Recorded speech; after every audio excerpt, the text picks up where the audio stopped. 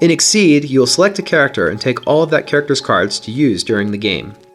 An Exceed deck contains 16 normal attacks, 10 special attacks, and 4 ultra attacks.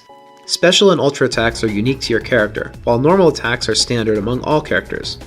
Because characters have the same normals, you have a strong baseline for what to expect from an opponent, but enough tricks to mix up the game and create new strategies. Each attack card has range, power, and speed. Some even have defensive stats, armor, and guard. Each attack has a text box, which may contain some effects, and a boost effect in the bottom box. Ultras have a gauge cost, which is an additional cost to play them. You also have a character ability, which differs per character and will inform your strategy greatly during the game. Take a moment to read your character ability and your opponent's ability so you know what you're up against. To start the game, you will put your character card on the board with its basic side face up and set your starting life at 30. Shuffle all your attack cards together to form a deck. Once the game is fully set up, it looks like this. The first player will draw 5 cards, and the second player will draw 6. At this point, you can both perform a mulligan by discarding and redrawing any number of cards. Then reshuffle those cards you discarded back into your deck. Now the game begins proper. Exceed is a turn-based fighting card game, so each player will take a turn. After their turn, play passes to the opponent, and so it goes until you can reduce your opponent's life to 0. On your turn, you can do one of 2 things: use an action or declare a strike. Your actions improve your hand and your position, while a strike lets you test your opponent and potentially do some damage. Many actions cost force. If you need force, you can just discard 1 card from your hand per force you need. If you discard an ultra attack from your hand, you get 2 force instead of just 1. You gain gauge by hitting your opponent. I'll go into more detail later on this, but gauge can be spent to pay both gauge costs and force costs. It's a very valuable resource.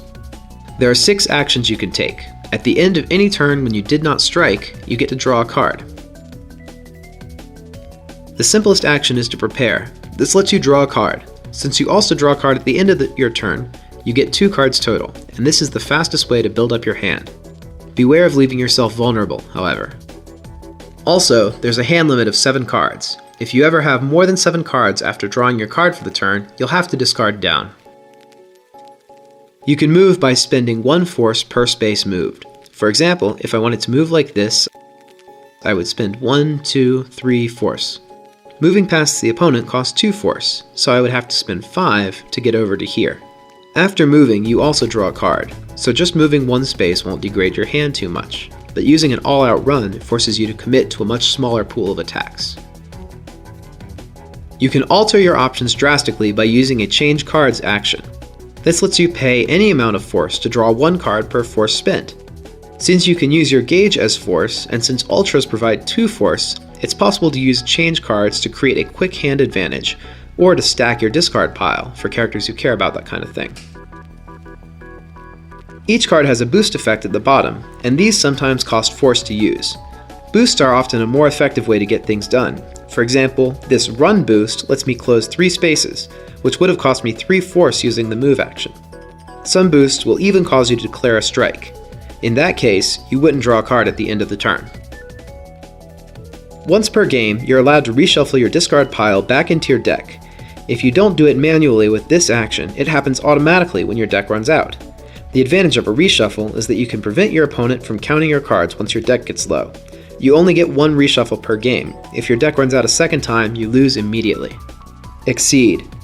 The Exceed action is the only one that costs gauge. When you have enough gauge, as shown here on your character card, you can use the Exceed action to pay that much gauge and flip your character to its Exceed side.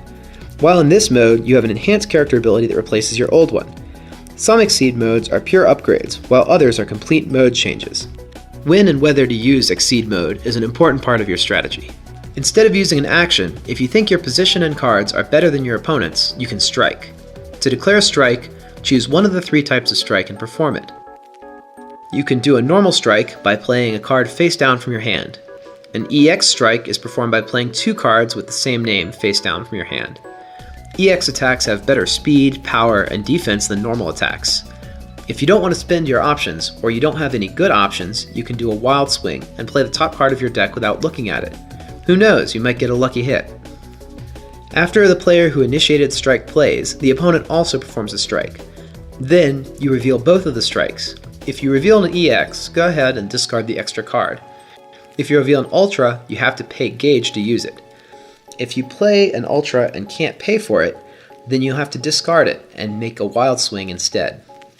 Also, if you use an Ultra accidentally through a Wild Swing, you can choose not to pay the cost for it, discard it, and do another Wild Swing. Check to see who has the higher speed, and this will be the first player. In a tie, the player who initiated the strike goes first. Attacks usually have a number of triggered effects. The 3 triggers are before, hit, and after. Effects that aren't triggered are always active. The first player performs all of his before effects. For example, this assault says close 2 spaces. Close means to move 2 spaces closer without crossing over my opponent. After all before effects, the player checks to see their range to the opponent. Range is counted out in spaces from your character, so an attack at range 3 would hit here. An attack at range 2 through 4 would hit here. Beware that your attacks might have a minimum range. Attacks with wider ranges tend to be slower, while more precise attacks are usually faster. If a player is in range and hits their opponent, he performs all hit effects on his cards, then does damage equal to the card's power. For example, if I use this grasp, I could move my opponent 1 or 2 spaces, then do 3 damage, since my power is 3. Whether or not your attack hit, you can do any after effects on your attack. For example, cross says, after, retreat 3 spaces.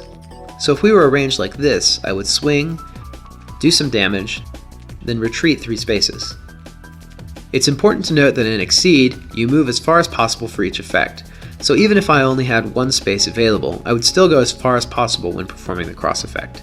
Normally, when you're hit by a faster opponent, you become stunned and don't carry out your attack. However, it's possible to get around this by not being hit or by having appropriate defense.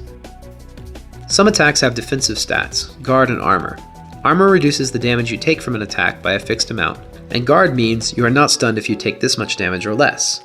Here are 3 examples. I play assault and my opponent plays dive. I'm faster, I hit, and he has no guard, so he's stunned and that's the end of that. Now let's say I do the assault and my opponent plays a sweep instead. I rush in, I hit for 4 damage. My opponent with the sweep has 6 guard and my damage is less than 6, so he guards through the attack and counters, hitting me back for 6 damage. For the final example, we'll take the same assault and swing against an opponent using focus. We rush in, but this time our opponent has 2 armor, so he only takes 2 damage. He also has guard, so he guards through our 2 points of damage and retaliates for 4 back against us. Sweep and focus are interesting in that they both have rewards beyond just doing damage, but that's a discussion for another time. Now, the player who did not initiate the strike takes the next turn, and play continues.